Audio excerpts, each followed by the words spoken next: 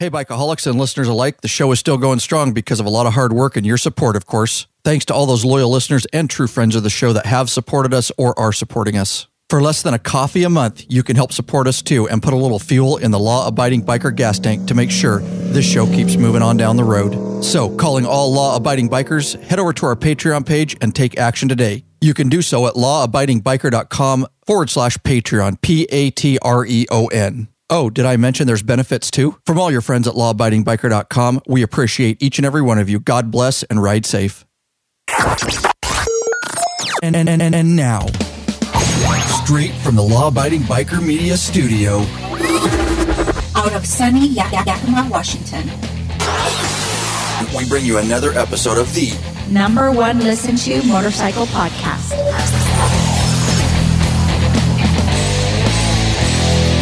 We're in your head. We're in your head. We're in your head. We're in your head. Oh, yeah. That's right. Welcome back, you freaking Bikaholics. This is the podcast for the motorcycle majority, the big MM, also known as the 99%. That's right. Lurch in the house, guys. That's right. If you're listening to this podcast, whether you like it or not, you are part of the biker revolution. There's been no better time, guys. So what are you waiting for? Mount up, Bikaholics. Let us take you on another wild-ass ride.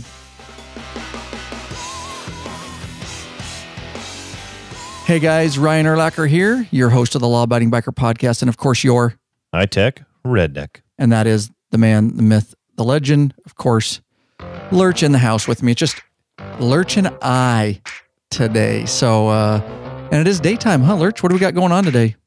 We are going to do a little interview. Yes, we got a scheduled interview coming up. And then after that, we're going to put some Vance & Hines OS 450 Titan slip-ons on my 2015 Road Glide. And we've got the stock ones on, so we'll do a nice comparison. And, of course, that'll be a free video that we will pump out so that the masses can listen to the difference between the two and maybe decide if they want to pair. Right, because we did a video on my twin/rounds. Right. Do you remember? I think it's I know what it is. Sorry, I'm thinking out loud, guys, like I always do. You guys are used to it who have been listening now. A little verbal diarrhea. Yeah, so talking about 450 slip-ons, we will be doing a comparison video on that for you guys, as Lurch says, and a quick install. Of course, free. That's right, guys, free, as 95% of our content is for the biker community, the law-abiding biker community worldwide. And if we're talking to those 450 slip-ons, we'll give a quick shout-out to Chris Neely at Vance & Hines for hooking us up and giving us a break on those pipes so that we could get them on and get them filmed. And he's helped us with some Fuel Pack 3 type stuff. And if you want to help us, guys, if you want to get anything that you see, you know, if you don't have if it's not in our store, of course, and you want to help us out, and you're like, yeah, you know what, because of that video or that podcast, I want to help Law Abiding Biker, you can head over to our general affiliate page, lawabidingbiker.com/banners, BANNERS. It's that simple. We've got Revzilla, we've got Adventure Harley, we've got Power Sports, we've got AT Rocky Mountain, we've got motorcycles, J&P and Cruiser Customizing, all kinds of banners there, guys. And by simply hitting one of those banners, no additional cost to you. That's right. We get a small kickback if you decide to click through and then purchase one of those products. You're probably going to go, we have an Amazon, you're probably going to go to one of those anyways. So just help us out if you can. lawabidingbiker.com/banners. Just bookmark that page. And we will be doing that full meal deal. You excited to get those on, Lurch? Yes, the stock one sounds like a sewing machine. I'm going down the highway. I can't even hear them. Yeah, I know, dude. And so we will, guys. We will film, and you'll get to hear the difference and all that in there, and the looks too. We're putting them on the 2015 Road Glide. Real quick, guys, today's main topic is an interview we are going to conduct with Paul Hammerschmidt. He's of Spokane, Washington area, which is about 3 hours away from us. Happened to be kind of a local guy, if you consider 3 hours away a local guy. And he's the vice president out of the Red Knights, Washington too, I believe. Right. Chapter, there you go, of the Red Knights out of Spokane. So anyways, it's really going to be a fun time. We can look forward to talking to him. Real quick, let's, you want to cover this email? It's just a quick email. I thought it was kind of cool, Lurch. Yes, I will do this. This is Terry, as I say, Giltsos. Oh, name made it smaller. Made it bigger, made it smaller. Glitsos is how. So Terry Glitsos of Sydney, Australia. Here's what he has to say. Roger that. Shout out to Australia. G'day, mate. Isn't that a good eye, mate? Yeah, Put a little shrimp on the butterby. Oh, I love the Australia listeners. Are awesome. Yeah. Foster's Australian for beer. Mm. So here's what he has to say. Hey, Ryan, love your show. Been following it for a while and been watching your YouTube videos. Fantastic job.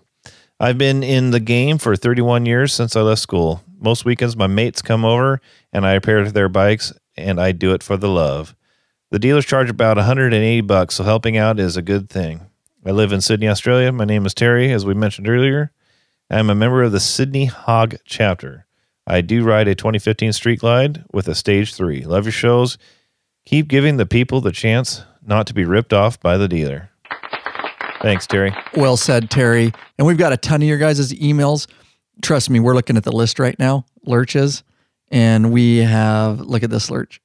And obviously, these aren't all the emails we get. We just kind of pull aside some of the ones we think, are good for the audience to hear. And we're going to get to them, guys. It's just, it gets busy and we get into these topics. So we try to cover some, and that's what we were doing there, is just covering an email we thought was rather cool. Thank you for your appreciation, Terry. That's what keeps us going. Absolutely. And a real quick new free video for you guys. Of course, we've got a whole list of, look at this, Lurch, new free videos. Yeah, we've been busy. We took August off from the podcast, but not from the videoing.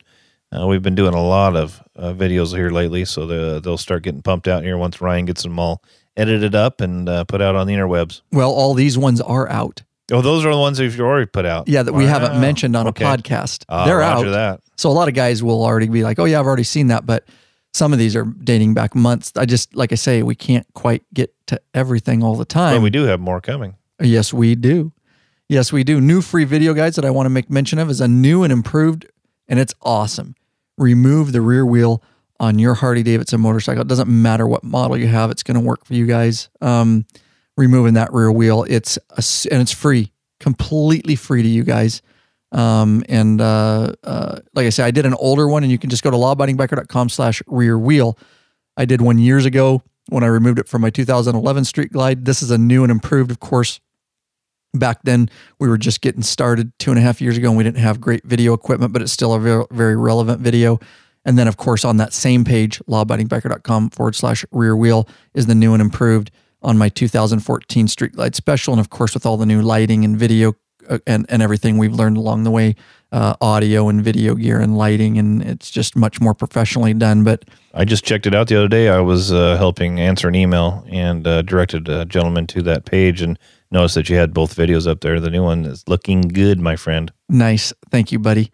And again, that is made possible in a couple ways, guys. And one of the ways that we can keep moving forward, of course, is through the assistance of, of course, we'll talk about patrons, but right now we're just going to talk about a few general donations if you want to thank these particular people.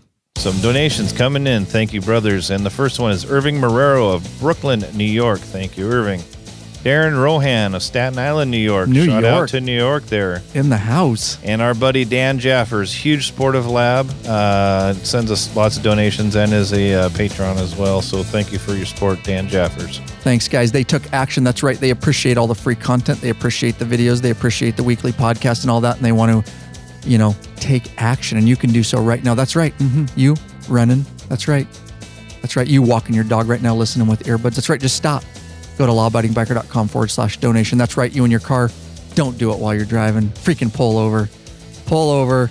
lawabidingbiker.com/donation. You too can help the biker revolution and give what you can. It goes back into the Law-Abiding Biker fuel tank so we can help this show keep going down the road as Lurch. I stole that from Lurch, by the way. Sorry, Lurch. It's yours. It's free. No royalties needed. You reward me in beverages. Yeah, we should do a royalty on that. But although recording in the middle of the day is interesting with no beverage. It is. I know this one. It works. It does. And the only reason is because it's we got to get right into the interview and stuff, and then we got to go. We will have a beverage when we go down to work on your bike, though. Oh, okay. Promise? I promise. All right. Because we're going to film it, and we're going to have a couple Frosties. All right, guys. With that said, we are going to dig right into it again. Paul Hammerschmidt of Spokane, Washington. He's the vice president of the Red Knights Motorcycle Club. And he was nice enough to do an interview with us. And don't forget, at any time, if you want to get on our exclusive page, lawabidingbiker.com/clubs, you get right up there. You get your club banner. You help the biker community. We learn about you. You learn about the rest of, the biker community. That's what it's about, is helping each other out. We can all learn from each other. The only way to get on that page, and you get your own special podcast link, your own special podcast episode. You can give it to possible prospective members. You can give that link out. We have an embeddable player. Anyways, we'll talk about that a little bit, but really, guys, step up to the plate. There's no reason not to be doing this. It's a free platform. And if you really want to be involved in the biker revolution, then we all need to open up and be real with each other and help each other out. Again, Paul Hammerschmidt, let's dive into this interview.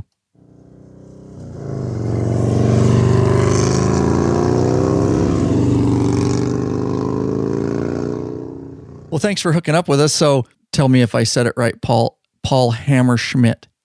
That's the one. Hey, yeah, I did it right the first time. I figured. So cool. And now I remember you sent us an email back a while ago, and you're from Spokane. We are. Okay. Spokane, Washington. You're retired from Firefighter, right? I am. I was in an injury accident, and the doctor said I should probably not get hit in the head anymore. So, what injury? Accident? Like a? Oh yeah, it was a fire. I had a beam fall on my head. Oh boy. Okay. Yeah. So now if I can just get my wife to stop hitting me in the head, I'll be good. Yeah, no doubt. Knocking some sense. Good luck with that. Yeah, no kidding. So how many years ago was that when you retired? 5 years now. Pretty scary. Just seemed like yesterday, but yeah. So about 5 years ago, and about that time we formed the club, which was kind of cool. Gave me something to do while I'm waiting to hear from the docs and that. So absolutely. Now I read a little bit on that, and I do want to get into some of the history. How did you find? I'm always curious, so I asked, how did you find? Because we're about 3 hours. You're in Spokane, Washington. We're in the Yakima, Washington area, about 3 hours away. How did you connect with Law Abiding Biker? Well, I actually was probably looking for something on the internet on how to change the oil or something, and came across and thought it was kind of interesting name, and clicked on it, and from there I was like, wow, this is a pretty good website, and you guys do a great job, and saved me a ton of money. So awesome. Yeah, I bet it was the maintenance video. It was one of our very first ones we did. It seems to be still. I leave it up. We're doing the videos a lot more professionally these days, but I can't take it down because so many people find us with that thing, and it's very, very useful. Even though guys still like it. It's just me. I'm kind of anal about some of the older stuff we did, but I leave it out there anyways. So it works, and I like to say you can put my wife out there who's never turned a wrench, and just following the instructions could change the oil in the bike, and that says a lot. So yeah, that's awesome. I'm always curious how people. And then obviously at some point you figured out where we were from. Yes. Noticed that you were in Yakima, and I'm like, wow, we're neighbors. So yeah, we're gonna have to get over there. We used to go over there a lot, and actually we rode through there this year, back and forth from Sturgis and stuff. But great area. It's fun to ride. A lot of cool rides in the Spokane area. Yeah. Have you ever done? We call it the Two Ferries ride, but it's the Keller Ferry and the Inchelium Ferry. Makes a great big loop, and it's just probably one of the most beautiful rides you can ever do in this area. We're gonna have to set that up and come over, and you can take us on that. I've been on the Keller Ferry with a boat. That's the little ferry, right? It's kind of a little ferry. Yeah, I used to have to. We stayed. There's a reservation up right north. Yeah, we stayed on the reservation. We rented as families a huge cabin up there, and then we'd have to get the boat on the Keller Ferry and go. What's the Roosevelt? Yes. Yeah, Lake Roosevelt, and that's the one it crosses, right? Absolutely. Okay. Yeah. It's all coming back to me now. And we cross there and go to that state park and launch the boat and stuff. So that was kind of an interesting thing, getting a big tournament boat on that Keller Ferry and stuff. I remember that. We were kind of scared putting 10 bikes on there. Yeah, no doubt. It's not the kind of ferry people are thinking about. It's real old school. Oh, it's like a boat that they just put a bunch of extra pontoons on, I think. Yeah, no doubt. That's funny. That sounds like a great ride though. So the Two Ferries ride, you just obviously at some point have to get on. That's why you call it the Two Ferries ride, and it just does some big loop. Yeah, you get on out of it's the road up to Lake Roosevelt, like you're going towards the little casino up there. Yeah, right, and right. Just loops around, and it takes you probably through. You're going through forest, you're going through scabland. There's a lot of curves, a lot of tight turns, and there's virtually no traffic the other way, which is always fun. So yeah, it's not a heavily populated area for sure. And except for the deer. Right. Yeah. Yeah. There's plenty of those in that area for sure. Except during hunting season. Then they're all gone. Then they're running scared. Exactly. So about 5 years ago, so that's interesting. So I did some research, and so everybody knows the club we're talking about is the Red Knights Motorcycle Club, Firefighters Motorcycle Club, and really appreciate you hitting us up. I definitely want to learn about it. I know the community wants to learn about it. I did a lot of research, mostly this morning, because I like to do it right before. There's not a ton of information out there. It was hard for me to find some history documents, but I did, and I think you're going to be able to fill in the gaps. And so you're vice president, Paul Hammerschmidt, vice president of the Spokane Red Knights Motorcycle Club's Washington 2. Is that correct? That's correct. Okay, awesome. And so tell us a little bit about the Red Knights and what that motorcycle club's about in a nutshell. Sure. 370 chapters in 13 countries, 9,000 members worldwide and growing. We started in 1982. Basically, a group of firefighters got together and decided, hey, we all ride. We should form a club, and it kind of blew up from there. We're based out of Boylston, Massachusetts, and it really kind of grew from there. Now we're worldwide. Like I say, about 5 years ago, a group of us got together and said, hey, God, we see each other on scene all the time, and hey, you ride, I ride. We should form a chapter. So we're kind of in the same boat as, I'm sure you've heard of the Blue Knights and the Green Knights, and the Red Knights is just that logical next step. What's the, no, we have heard of the Blue Knights. So many years ago, those that know our history, we started a Blue Knights chapter here. And then since we spawned off, and I was the president here of that, starting a chapter here. And then I spawned off and we started our own independent club. But the Green Knights, what is that? I haven't heard of that. That's military. Oh, okay. So I'll have to make a note to look them up. I think that the Blue Knights probably were in the same position really as the Red Knights, bigger in other areas, and Washington's kind of geographically spread out, and I don't know. I don't. It seems to me like it's a little bit more difficult with getting clubs together and in this area than say back east. Interesting. Yeah. No, I would probably agree with that too. So with the Red Knights, obviously the main club, you say, just to sum up, started in 1982 in Boylston, Massachusetts. Yes. Is that correct? And then obviously they've got chapters, and at some point the way I understand it from reading your history, because you guys have your website, the chapter website, and then you have the international website. From reading some of the history, you and another guy decided that you wanted to start a motorcycle club. Tell me, because we all learn from each other, obviously, in the law-abiding biker community. Lurch is showing me a picture of the Green Knights patch here. So, so at some point you're saying, we want to start a club. So I know the community, this is the good stuff that the community likes talking about, this stuff. So what goes through your mind as far as, because I know you're thinking, well, should we start our own independent club? Should we look at this club? This club already exists. This club doesn't. This meets our goals. Tell me about this process. And am I correct? It was two of you? It was our chapter president, Randy Bean, who, oddly enough, his dad was the president of the Blue Knights here in Spokane. He passed on a number of years ago. And, we were going through some turmoil here in the fire service, like you always do, and trying to get departments to work together and hang out together. And I said, hey, Randy, what do you think of this Red Knights thing? There's a bunch of different motorcycle clubs for fire, as I'm sure there is for police. And, we really looked at all of them. A lot of them are union based, like the IAFF has their specific club, and you've got to be a member of the IAFF. The Red Knights was really it fit with us because it really, if you've been to fire school, if you've been through the academy, you meet the criteria. You can be a member simply by being a firefighter, and it doesn't really matter if it's professional or volunteer or industrial. We even take some of those Forest Service guys if they ever get a minute to ride. So, we looked at that and found that really they met with everything that we were looking for in a group.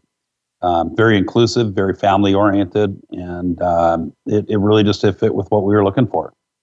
Did it ever, in that process, was it just strictly you going, I'm going to find a club that's already existent, or was there a time where you're like, you may go independent? Was there any thought process on that? We looked at setting up our own independent club. Being essentially the lazy guys that we are, we didn't want to recreate wheels if we could.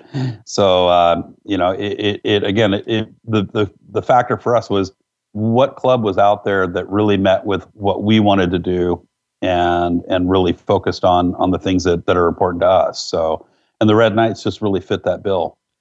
Yeah, no, and I appreciate you saying that, just in, candor like that being the lazy guys you are, and all jokes aside, the community, and we've talked about it in the past, really need to understand that starting an independent club from the ground up is an ass load of work. And it's a lot. It's hard enough, I think you would say, just starting a chapter with an existing club. Oh, absolutely. I couldn't imagine starting this from scratch without having any sort of support. There's a lot of benefits to being affiliated with a larger group. For example, just ride insurance. When we do an organized ride, we have we have one ride a year subsidized, and boy, that insurance alone is a fortune. So, it's much easier. Plus, you don't have to worry about, are you going to have your patch approved by, so-and-so and all this kind of nonsense. So it was a lot easier and certainly a lot more productive. So I got a couple questions to go on what you just said there. So when you're talking about, that's an interesting subject that I want to dive into a little bit. You're talking about ride insurance, and I've heard other clubs talk about that a little bit. Can you tell me what that is, or tell the community what that is and why you're doing that? Sure. When we do organized rides, like we just did, we did our 9/11 memorial ride, and when you invite folks outside of the club community, you'd better have insurance. So if somebody goes down, your club doesn't get sued for whatever. So it's very expensive. I've heard tale of several $1,000s depending upon the size and the scope of the ride. And the Red Knights is fortunate enough to be able to subsidize that once a year. Every chapter gets to do a ride and have that insurance covered for you. Very good stuff, man. Yeah, I like that. Because I know that those are questions we get a lot. And so we don't necessarily haven't done any rides maybe in the future as far as large organized rides like that. Sure. The funny thing is we used to do that with the Blue Knights when I was the president of that years and years ago. But there was which is interesting because there was no insurance. We were never told. We did rides and poker runs, and is that right, Lurch, or am I missing something? Yeah, I don't remember any discussion of ride insurance coming up. No, and the Blue Knights wasn't offering it, so that's very interesting that the Red Knights is doing that. Well, and I think that as society changes and we become more and more litigious, that it becomes more and more of an issue. I won't ride an organized ride if there's not insurance, just because of all of the nature of not knowing who you're riding with and that.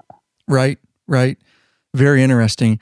So let me dive in on this. You talked about patch approval a little bit, and I know that's a hot topic. It has been over the years. We obviously have our strong views on that. So you made the comment that it was, going with the Red Knights, that you didn't have to go through the whole, type. I guess you were worried about that. Maybe not worried, but at least it clicked in your mind a little bit.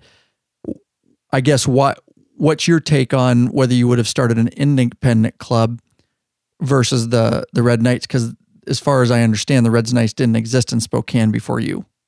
No, we certainly didn't. It's a touchy subject. It really is. Our philosophy is we didn't want to. We want to play in the sandbox with everybody. The 1% clubs, that's their deal.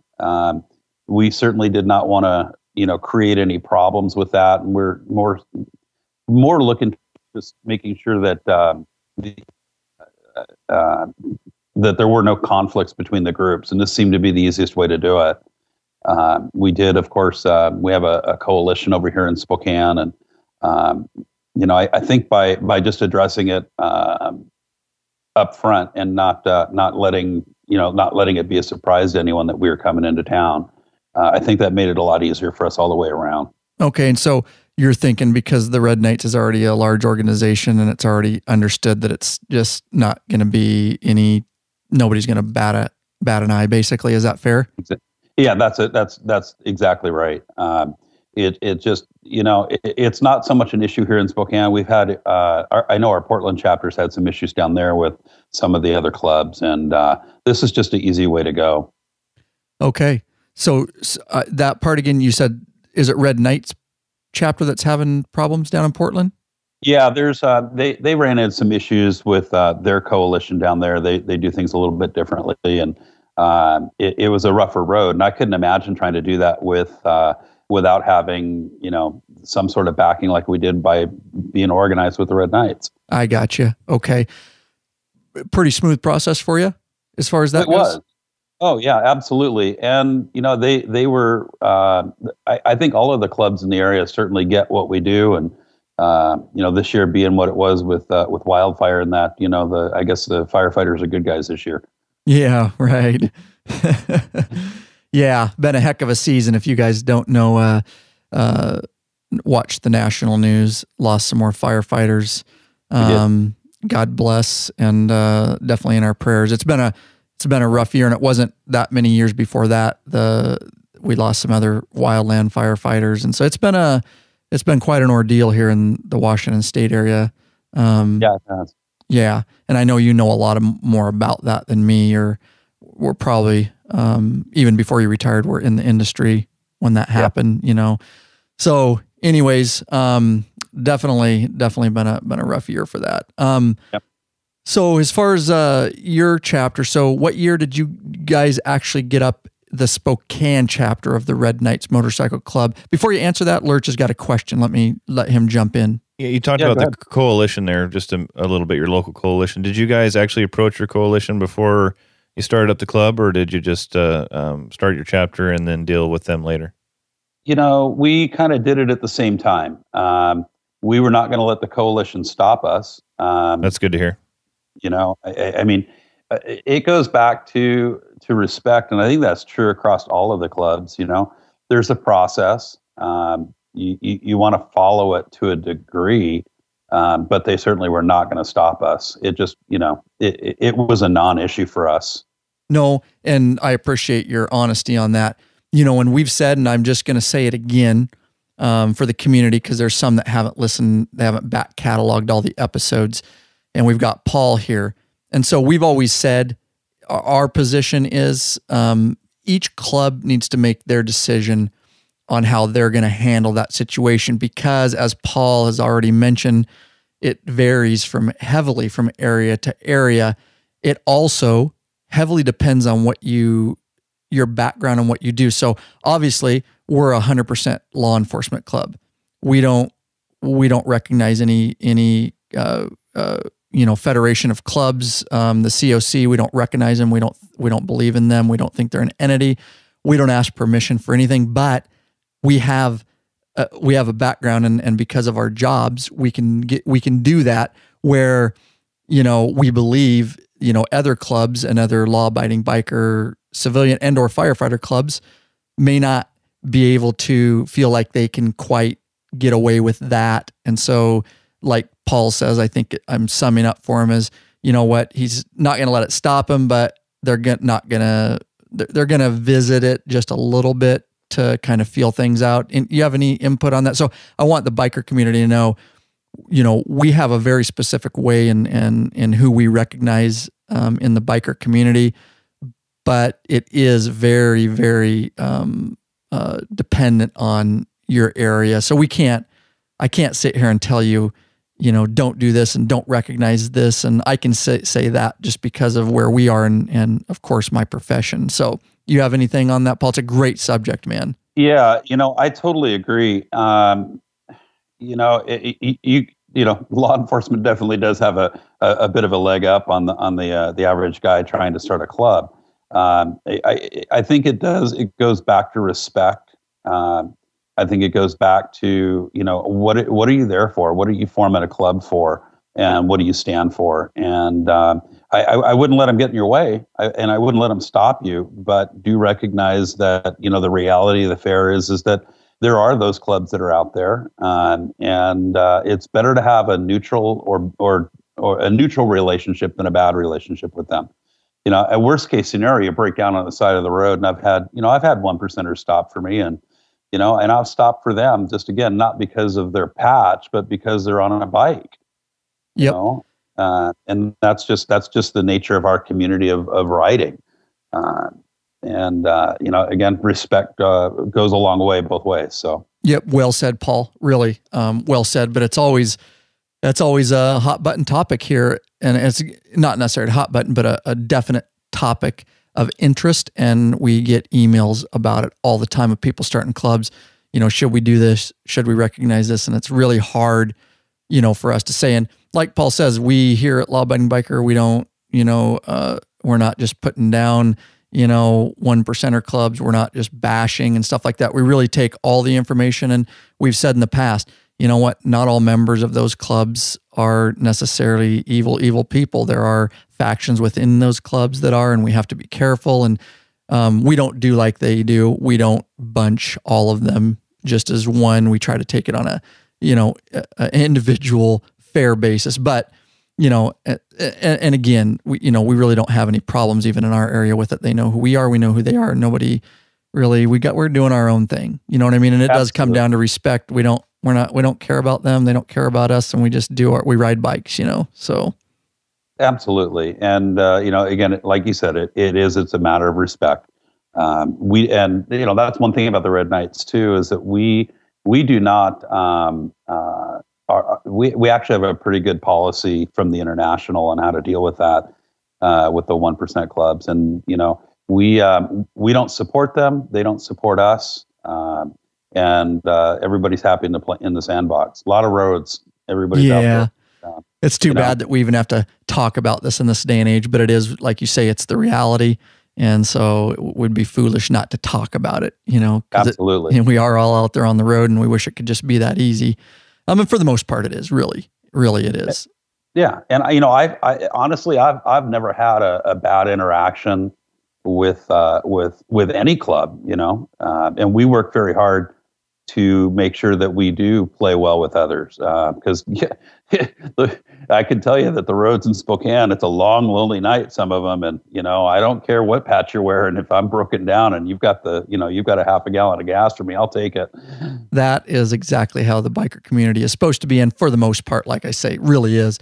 I just did that the other day for a biker stopped by. He was broke down, and I don't like leaving stranded bikers on the road. So that's good stuff. So in your area, so you've been a club, obviously you got your chapter up and running. How was it getting, because there was just two of you, how was it getting members and people going, what are you trying to do? What is this Red Knights thing? Tell me about that. It was Randy and I, and then we decided to hold an informational meeting at a station. And oddly enough, like 15 people showed up, which was pretty cool. And from there, so we have 30 active members right now. We're the largest chapter on the West Coast. And, wow. From zero to the biggest in 5 years. That's pretty scary. So, now, are there any on the west side of Washington State? How many? You're Washington too, so how many are there in Washington chapters? Well, there's currently actually one, and it's Washington too. There used to be a chapter out in Burlington up around the coast, and they for some reason folded. there's a chapter out of Portland, and there's a guy in Tacoma trying to get a chapter going. He's a member at large, but hangs out with the folks down there in Portland. So, currently, on the East Coast, God, I think New Jersey's got 31 different chapters. So, it's big on the East Coast, growing out here on the West.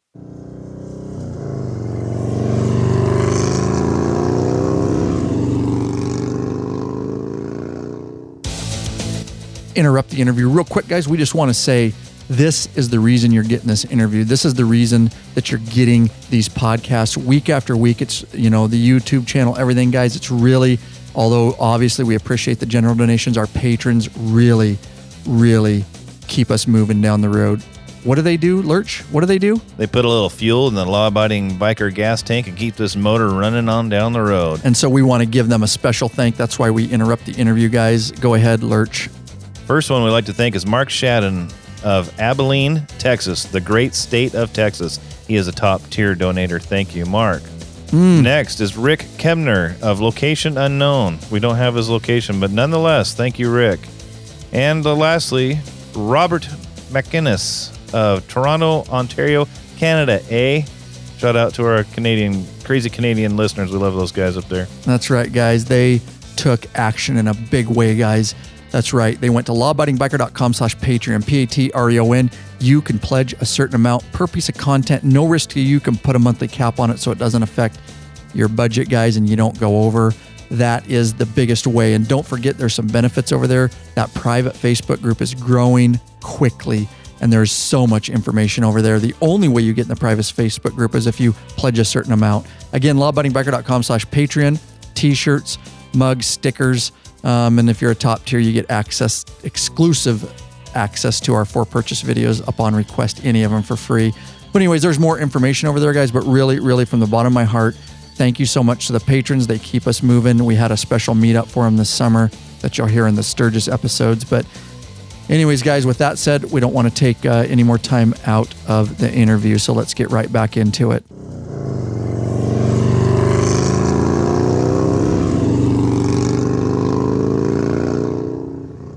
Are there any other firefighter clubs in your area currently?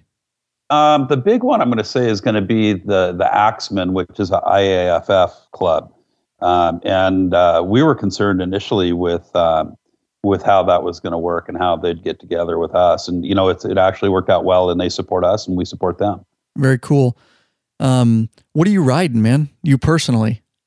It's a strange story. I bought the 14 Ultra Classic, and they tell me I'm short at 5'4", and I was toe touch on that, and I was like, oh crap! Put a bunch of money into making it a little lower, and then damn it, Harley came out with the Ultra Low, and I was flat footed on it, and I'm like, well, there goes 10 grand. So I'm riding a 15 Ultra Low and absolutely love it. That's awesome. It's a 15. Yeah. Oh yeah, nice. So how many people in your chapter right now out of Spokane? We have 30 right here in Spokane. Okay, I think you said that. I just want to make sure for my notes that I'm getting that right. 30. And what kind of, I guess you've got 30 members, and we say it's a firefighters club. What kind of members do you have? Do you have to be a full-time firefighter or part-time? I know you talked about Forest Service a little bit. I guess what are some of the requirements for the listenership? It's really easy. If you've been through the academy, you're qualified to wear the patch. The Fire Academy, obviously. Absolutely. Although we do have a police officer on board who's a volunteer. Oh, you screwed yourself there. Your club's going to go down now. you got a cross dresser. You got a cross dresser. Yep. Yeah, he's fun to have around when we want to go a little fast. So. Yeah. Roger that. I got a couple of buddies at work that are volunteer firemen. That's what we call them. We tease them, call them cross dressers. It's all right. They're good to have around. Sure. But we have charter members and active members, and those are the people in our club who actually have gone through the Fire Academy, who have patched and are members of our club. Then we have social members. We have a couple of associate members. We're a family organization. We try to be as inclusive as we can. And if you're affiliated with fire, I mean, we even have a dispatcher, so she's forever telling us where to go. Yeah. Okay. Now the as far as you mentioned the police officer, is that because he hasn't been through the fire academy, so you do make exceptions, or is that on a? No, he's like Lurch said, he's a cross dresser. He's a volunteer.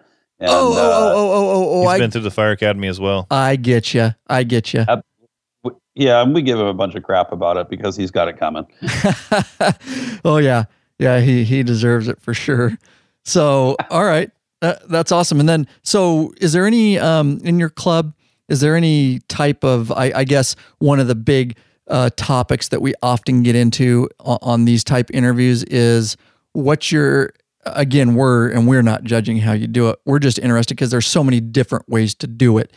Yep. What's the, does a guy have to show himself and what he's about as far as you can call it a probationary if you like, or some people like to call it a prospective period. Is there any type of, that kind of stuff going on, or is it, hey, you've passed the academy and here's your stuff? I don't know how that works. That's a really good question, Ryan, because the International says that if you've gone through the fire academy, you wear a patch. And we're a 3-rocker club. In order to get that Washington 2 rocker, we patch in members 3 times a year. We look for participation. We look for a good fit. Is the prospective member someone that we want to be, associated with? And do we, back at them? Do they want to really associate with our insanity? So we do that 3 times a year to get the bottom rocker. And, we've never not taken anybody, but, I suppose if God forbid we should have that happen, we do have policies for that. So Red Knights International gives you the ability to be flexible on, and even though they say if you have an academy, they're saying they give each chapter the ability to do basically probationary periods. We're very specific in that we do not call it a probationary period at all. Again, that's keeping with the international bylaws. You can be a member at large and not affiliated with a chapter. And that's, you get that by default, but, to be a member of Washington 2, we do like to have you ride with us and get to know how you ride, make sure that, we've developed policies in our chapter, and, specifically, like, for example, alcohol and, how we handle that. If you're drinking, you're not riding, period. And, no disrespect to those that do, that's, keeps us in business. So, right. We, like I say, we do it 3 times a year, and it does require a 60% approval rating of the membership to bring the person on. Okay, that was my next question. Good. So that's how your votes run. As long as you have 60%, then at these 3 times a year, the way you guys do it, then they patch in. Now, you said when they're probationary periods, you said when they patch in, they get their bottom rocker. So is it fair to say they get their top rocker and their center patch? And the member at large. You can get a top rocker, center patch, and a member at large. Oh, I see. But to get the Washington 2, you've got to go through, make sure that it's a good fit. Yeah, right. Cool. Now let's talk about, since we're on your patch a little bit, before I forget about it, let's talk about, I'm looking at it here.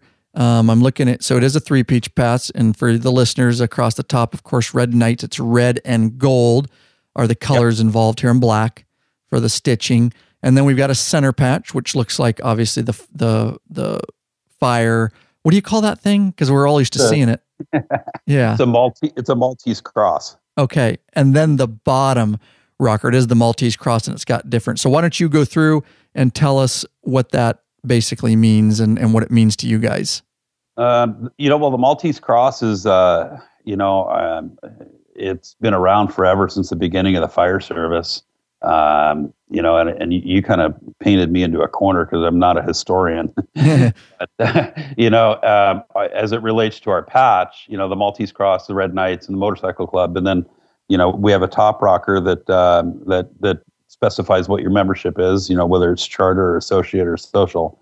And then our bottom rocker is your home chapter. Okay. Awesome. And it's obviously got it's pretty self-explanatory if you guys want to take a look at it. I think it's redknightsmc.org, if I remember right. Let me look. .com. .com. Okay, my bad. That's where you guys can look at some of that stuff. So while we're on vest and patches and stuff, so I'm not dogging at all, please. You tell me, because we were obviously many years ago with the Blue Knights, and so I've looked at some of your pictures, and we were always like, I am not freaking wearing a baby blue powdered vest. And no offense to the Blue Knights, we have lots of friends. They can wear black vests, and we did our chapter, we did all black vests. So I love our Blue Knights brothers, okay, but I'm not, and none of us would in our chapter. We were like, we're not wearing baby blue vests. So I see the red, I don't know what you call them, red vests, and they're red leather vests, but obviously not all of you wear them. So if you guys are, out there listening and you're like, I would never be part of that club because I'm not wearing a red vest, you don't have to, right? No, that's the international. Those are, most of the time you see back east, they do it a lot. But that's because they're a little crazy back there. Right. We wear black vests out here as well. Okay. Very cool. So, and again, any Red Knights out there, any international, that each to their own. I'm not, dogging you. I'm just, I got it. I wouldn't. Yeah. It's just it's a personal preference. Yes. I get it. Yeah. So I think you're right. It seems like more of an East Coast thing, because when we were with the Blue Knights, most of the guys that wore the powder blue vests were East Coast Blue Knights. Yeah, you're right. Yeah. And kind of, it seemed like with the Blue Knights too, it was phasing out. And I know there was some controversy with that. A lot of the old timers liked the blue powdered vest. The really, I don't know, what was it? What do they call them over there? Board of directors or something. And you would see a lot of pictures with them, but I think the new age, everybody's wearing black vests. Yeah, thank God. Yeah. So I'm glad you're thinking the same thing. I looked up your picture. I go, okay, Paul's wearing a black vest. All right, he's good. No. Yeah, and the pink helmet's got to be the missus, so it's not mine. Right. Yeah. Now, tell us about. We're just doing some research here. Tell us about the difference between. So we've got firefighters in the club. There's social members and associate members. Can you break that down for us, Paul? Sure. Associate members are social members are the easy ones. That's the spouses. Okay. Associate members are people who are affiliated with fire in some way, shape, or form. And we have the ability to have up to 10% of our members be associated members. For example, if you work for Pierce Fire Truck and you ride a motorcycle, we'll let you in. Okay. That kind of thing. What kind of, do they get the same patches? Do they get the same voting rights? Is there any limitations? Yeah, voting rights are limited to active members, and you have to be a charter member or a full chapter member. So, okay. And you say 10% of the membership can be that? Yes. Okay. All right. Of 10% of your chapter's membership? Correct. Okay. Correct. All right. So let's get into the bikes. And each club has, does their own thing on that. What type for the listenership of bikes can they ride? Is there any limitations at all? 2 wheels. How about my Vespa? Can I come over with my Vespa? Yeah, it's a funny story because one of our guys, his road name is Vespa because nice. He rode a Vespa for a very long period of time. No, we're not particular. We take crotch rockets, we take Harleys, touring bikes. It doesn't matter. Okay, so pretty open and as far as that goes. Now, do you require the members? Some clubs do, some clubs don't. As far as, do they need and have to wear when they're out for club functions, wear their cuts, or do you have members that are members and they don't choose to wear the 3-piece patch? Well, remember that cop we were talking about? Yeah. Work on him. No, we try very hard to get them to wear colors, and for the most part, when we're organized or unorganized rides, that everybody's wearing colors. Okay, he's probably just tell him he's been to one of those. He got brainwashed in an OMG class. He went to one OMG class and got brainwashed like a lot of our cops. We always bust their balls about that. They send him off to a conference and they get all worried about that. So yeah. So, all right. So let's. So what's your kind of? Are you growing right now? I mean, do you have? you going to stop at a certain point? Is there a limit to the amount of members, or what's going on there? We talked about that because, again, with 30 members, it's, how do you keep all them together? At this point, I wouldn't say that we're in a growth mode. We're really in making sure that we'd rather it's easier to keep members happy and keep them all together and going in the same direction than it is to just go out and recruit a bunch of people that never show. So we've not grown as much this year. And that's okay. We're really focusing on making sure that the group that we have is cohesive together and you don't get the sub cliques. We started to look at, at what point do you split and form another chapter, that kind of thing. And we're not there yet. And my hope is that we don't ever have to do that. No, and that's very interesting stuff. We're obviously with the Sworn Few MC, LEO club here, and we've got a North chapter, and we're really careful about growth. So it's funny that you say that because we just had the same conversation at our last week's meeting. Just kind of a table issue and that we're tabling for right now. But yeah, and we're really have some, rather strict attendance type deals and stuff. And so it's hard with our schedules to get everybody together. And so we're kind of talking about the same thing, like at what point do you split so that you can run two, so that, I guess that's an option that you guys may look at in the future, is just running another chapter. It's an option that's out there. It's a card in the deck, but I don't want to say it's one we're going to play unless there's a really, a significant reason to do so. Right. No, you're right. And that's tough. 30 members, that's a lot. And and like you say, that's one of the things that clubs fight, depending on how your infrastructure is your attendance. And, we here we were at a little over 50 back, when we were with the Blue Knights. And, that's tough. And it is. And a lot of those were on paper, unfortunately, It is. We've got a couple of our guys that do incident management, and they've been gone all summer long. So what do you do with that? Right. The job calls and you go. So but the inactive guys, they tend to recognize that it's time that maybe I don't want to be a part of the organization, not because you've got a bad organization, but I just don't have the time commitment. Right. All right, so let's talk about your bylaws. We won't get deep into them. I noticed that you guys, or the International as a whole, makes them very, very public. Yes. And they post them on your site. Any insight into that, or is that just how International does it? I don't know that you have any, We have, well, first of all, from the International's perspective, they play their cards face up on the table. No big secrets. Our chapter has standard operating guidelines that take the local issues and address the local issues. We're a little bit tighter with that, but again, there's no big secrets. If everybody knows the rules, everybody follows the rules. I know that a lot of the clubs are a lot tighter with it. We just choose not to be because it's not a big necessity. Right. Let's for kind of a scenario, and I know you hope you don't run into it, and obviously that's part of the vetting process and stuff. But let's say you get a member, and he wants to go out and do the less than appropriate lifestyle, and he's drinking and he's riding and he's getting in fights. How does that happen though? Is that a vote? Is it 100% vote? Is it a 60% vote? It's pretty easy.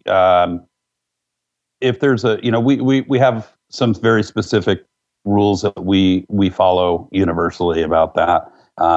If a member is found to do that, the board right out of the gate tells them, you're on a timeout basically.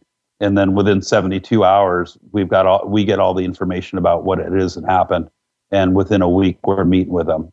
And if it's found to be that that's their chosen lifestyle, then the board makes a recommendation and the membership votes, and it's done. Okay. we've been blessed to not have that be an issue. And I think that's probably just due to the fact of the group that we ride with. As you've seen it, I've seen it, the after effects of riding under the influence. It's not a pretty sight. So we take a very, very quick action with that kind of stuff. Good. And yeah, it's just one of those things, we tried to structure our club. We have some very strict things, we hope we never have to use it, but we always wanted to have some kind of legal recourse, cause you can get that one, even though you try hard, you just never know. Some people end up going, the wrong way. So it's always an interesting question about how that's handled and stuff. Do you guys have, go ahead, Paul. Well, I mean, again, you're with law enforcement and fire. I mean, the community is very small. You know what you got when you're coming in. So it's a lot of that's handled on the front end too. True. Yeah, true. You already are well ahead because they've already been through some vetting process just for the agencies, at least, Absolutely. That they're not some, registered sex offender or something, coming into you hope, but yeah, there's some sort of vetting process. But speaking of membership, and we're talking about the club growing and getting bigger, do you guys have obviously wasn't able to read through all your bylaws. What do you have a attendance requirement? Yeah. We like to see 50% of the meetings and 50% of the rides. Right. Do you have anything in place where guys can, because we do, because of schedules where they can attend in a technological way via, groups or FaceTime or anything like that counts as membership, or have you had to run into that yet? We just haven't run into it. It's not been an issue, mostly because we generally meet at a restaurant. So right. Where there's food involved. Plus firefighters get they only work 1 day a month. And so you guys have basically 29 days to meet. I got to bust your balls on that. That. I don't have a problem with that. Do you? Not at all. And actually, finally, we're a large enough department that I only work 15 days a month. Technically at my paying job, then I work another 15 at this non-paying job. But yeah, 15 days at the paying. So it's not bad. It's not bad. Now, so you got 30 members now, and that brings up a communication issue. What kind of tools and that maybe you guys think are a really good tool to use to stay in touch and make sure everybody's on board and share with us kind of how that, I know you have a website and that kind of stuff. So how does that work? Email, and we run a listserv, and then we also do a lot of social media. Okay. And you guys have obviously Facebook, Twitter, all that kind of stuff? Yeah, we use Facebook, no Twitter, only because it's just not that productive. We do, mostly it's email and telephone tree, that kind of thing too. Who's running your local chapter website? My boss. Oh, okay. She was drafted. Oh, I see. Yeah. Yeah. Because she can spell. I see. So that's usually how it works. Somebody picks that, which is a big responsibility. It can be very time consuming. Yeah, it is. And, all the ride pictures and that, they just email directly to her and she pumps it right in. So. Okay. Is she your photographer? No. Okay. You have a photographer or something? We do. She, her name's Mama, and she's crazy with the camera. But, okay. Everybody takes pictures and that, and the GoPro videos and all that. So, it all gets filtered back. So Facebook, email, and website. Yep. Anything? Absolutely. Any other tools that I missed? Phone tree, that kind of thing. Okay. It just basically everything that everybody's doing now anyway. So. Right. No, it's good stuff. And, those are a lot of the questions we get. We use a couple apps, social apps, like GroupMe is a huge one. And I'm writing that one down. Yeah, it's free. And we've talked about it in the past. It's called GroupMe. It's free for Android and Apple, and it's cross-platform, and you can make as many groups. So we have one and it's all instant messaging via an in-app text. And so it's really nice because you can make multiple groups. So we have one for sworn few MC officers. We have one for sworn few general membership. We have one, for ride information. So it's just because we have a lot of people that ride with us that aren't necessarily they aren't members of the club, but they're still trusted enough that we put them in that ride information so people can just post rides. So those are just one app that that we use for social type stuff.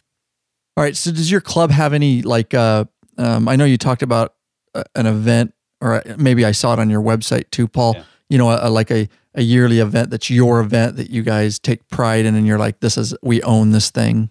Absolutely. We do 2 rides a year that we open up to the community and do as kind of a fundraiser. The first is the Bob Bean Memorial ride. That's in honor of our president's father, who was a Spokane County Sheriff motor officer. And he died, not in the line of duty, thank God, but he died, had a heart attack on a motorcycle. And so his foundation, we benefit the Vanessa Behan Nursery here in Spokane, which is an awesome charity. They do crisis nursery for, if families are having a problem and they got to get rid of the kid, or there's going to be bad things happening for the day, or, simply, if the parent doesn't go to work, they lose their job. The Vanessa Behan Nursery is open 24 hours a day, 7 days a week. So that's the Bob Bean Memorial. But the one that we're really probably the most proud of is our 9/11 Memorial Ride. And it used to be done out of Kootenai County in Idaho, and they kind of dropped the ball. We picked it up this year, and it benefits the Terry Farrell Foundation. Terry Farrell was a firefighter who died in 9/11. And the foundation is kind of really a cool foundation because it, first of all, it's a 97% give back. So there's only 3% overhead, which is unheard of in a foundation. And it supports the families of firefighters, fallen firefighters, and all the money's kept local here in the Northwest. So it's a great foundation. This is our first year with them as our beneficiary, and we were able to give them $1,500 to their foundation. Very cool. That's a poker run? No, it's just a straight ride. Oh, okay. We hope to get into poker runs, but it was just kind of we didn't get the opportunity to do it this year, but maybe next year we will. Okay, awesome. Now, some of the listeners out there worldwide, of course, in 140 plus countries may be saying, and obviously you guys are international, they may be saying to themselves right now, this club sounds like something that I might be interested in. What's the best way that, I guess, how does somebody go about if they want to become a Red Knight? What's their first steps, and explain that? Well, locally, it's pretty easy. You go to redknightspokane.com, and there you find, as you found, everything out you want about our local chapter. Or you can go to the international at redknightsmc.com and hook up with a chapter in your area. And they're in every state, like what I say, 9 countries, something like that. 13 countries. So there's lots of opportunity, and it's a very welcoming group.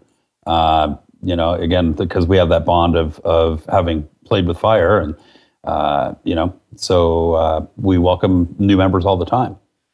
All right. And can you give us just some, general, we talked about a few websites. Do you know your Facebook page, how to send people there? Yeah.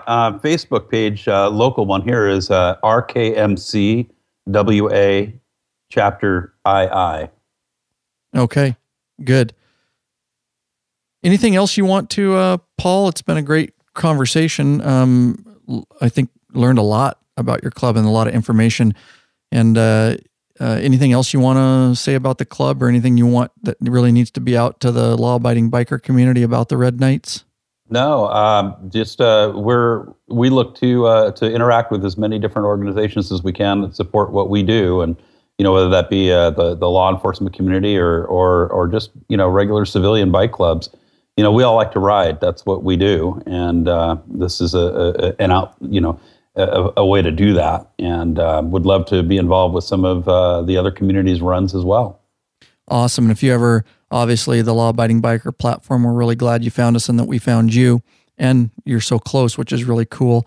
Like I tell the clubs that we've interviewed at the past, I'm looking at our page right now. It's lawabidingbiker.com/clubs. And because Paul stepped up to the plate, and don't think of it as helping yourself, guys. This is like I've told you guys, it's a biker revolution. It really is. And we have the platform, and it's free, guys. We welcome you on the platform. The more that these clubs, and I'm looking at all the interviews, I'm looking at the slider on that page, and we've done a whole bunch of club interviews now.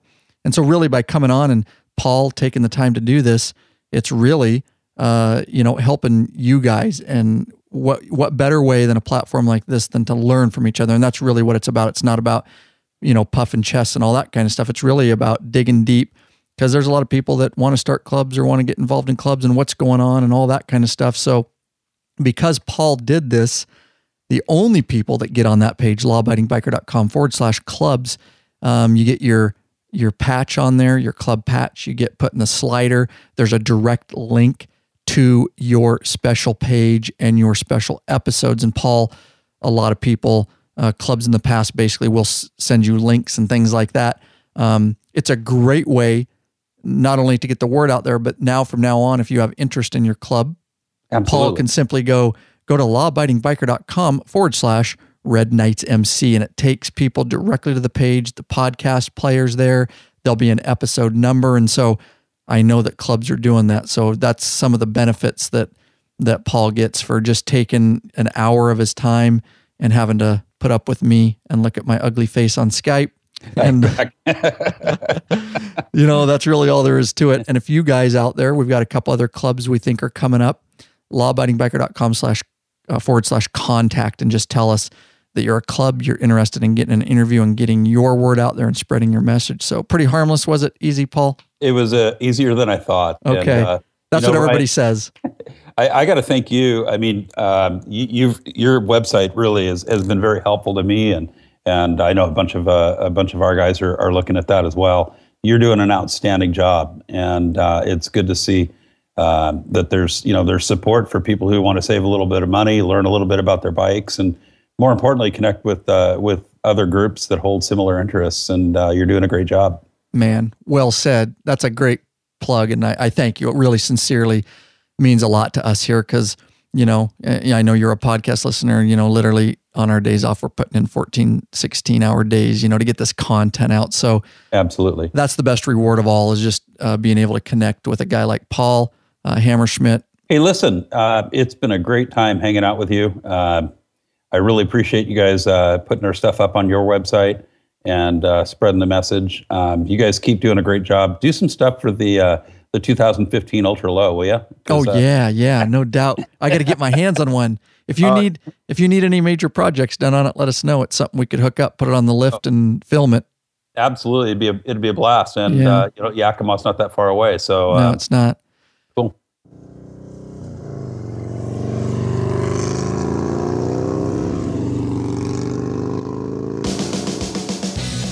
Wow, guys.